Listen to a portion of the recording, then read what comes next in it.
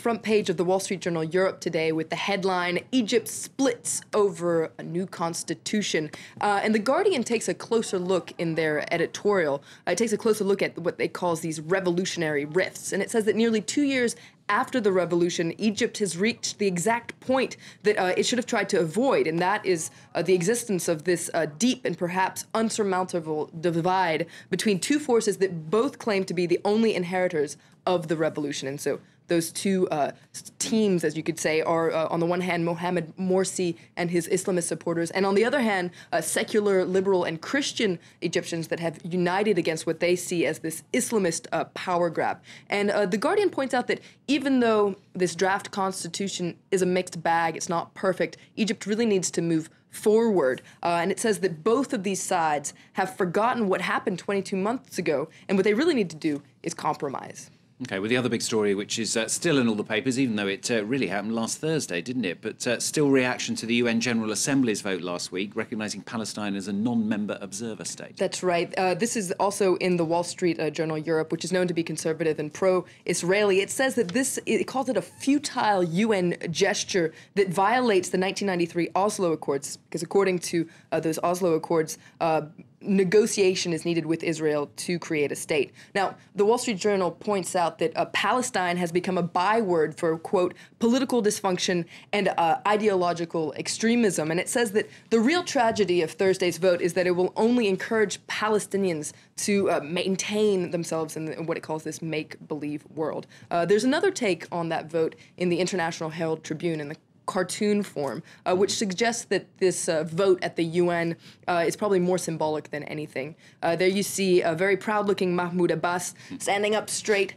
and if you take a closer look at his shoes, they're platform shoes that say UN status. So clearly it's something that elevates him a little bit, but not enough to make a difference, because his two neighbors there are the U.S. and Israel, these two big giants that, I guess according to this cartoon, are the real ones in charge. Yeah, still being rather dwarfed, isn't they? I suppose one of the reasons why it's still making all the newspapers as well is Israel's decision to continue controversial settlement plans. That's right. This is the editorial in Gulf News, which points out that just the day after this UN vote, Israel decided not only to authorize the construction of 300 additional housing units, but also to move settlement construction ahead in a strategically sensitive area known as E1. Now, according this settlement would mean that Palestinians in East Jerusalem would be completely cut off from the West Bank. So Gulf News says that this is Israel's utter disregard for the UN vote and proof of Israel's